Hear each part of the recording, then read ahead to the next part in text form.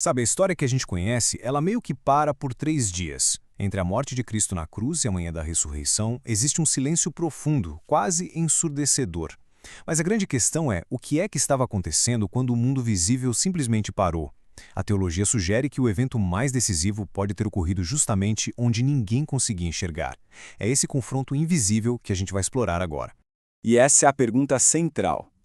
Porque o que parece ser um fim, o túmulo selado, é na verdade o começo de um capítulo totalmente novo, invisível e super decisivo. Aqueles dias não foram de espera passiva, não. Foram dias de uma ação intensa. Para a gente entender esse confronto, primeiro a gente precisa conhecer o campo de batalha. E na compreensão do mundo antigo, esse lugar se chamava Sheol. Olha, é muito importante a gente entender isso. O Sheol não é o conceito que temos hoje de inferno, tá? Não era um lugar de punição, mas sim o destino comum de todas as almas, tanto as justas quanto as injustas. Era o domínio onde a morte reinava soberana e incontestada. Reis, profetas, patriarcas, todos, sem exceção, desciam para esse mesmo lugar de silêncio. Era um lugar de espera, quase como uma grande sala de espera cósmica. E ali, a morte tinha a palavra final. O Sheol era o reino dela. E é exatamente nesse reino, no quartel-general da morte, que Cristo entra. E a chegada dele muda absolutamente tudo. Essa distinção aqui é fundamental, pensa bem. Todas as outras almas entraram no Sheol como prisioneiras. Cristo, no entanto, entra como um rei que está invadindo o território inimigo. Ele não foi levado. Ele desceu por vontade própria para confrontar o poder que mantinha a humanidade inteira em cativeiro. A imagem que isso cria é muito poderosa. Não foi uma entrada sutil, de jeito nenhum. A tradição fala de uma invasão, de portões sendo arrombados. A fortaleza da morte não foi violada por um ataque externo, mas sim por alguém que a destruiu de dentro para fora. E esse paradoxo é o ponto central de tudo. A morte, na sua aparente vitória ao consumir o Filho de Deus, na verdade engoliu a única coisa que poderia destruí-la. Foi uma vitória que, no fim das contas, selou a sua própria derrota. Mas essa invasão não foi só uma demonstração de poder.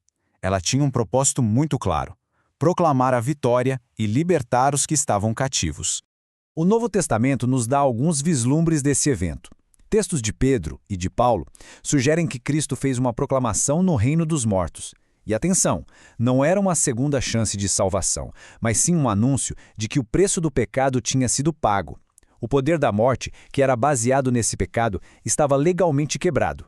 Essa imagem clássica é de uma teologia profunda. A gente vê o novo Adão, que é Cristo, resgatando o velho Adão. E ao libertar o primeiro homem, ele simboliza a redenção de toda a humanidade que estava aprisionada junto com ele.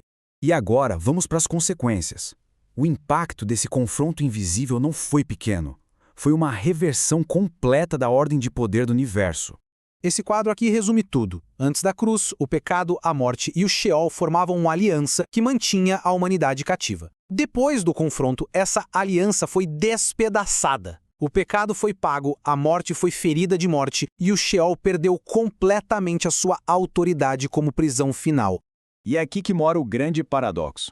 Enquanto os discípulos lamentavam e o mundo dormia em luto, o reino de Deus estava sendo inaugurado no lugar mais improvável de todos, no coração do domínio da morte.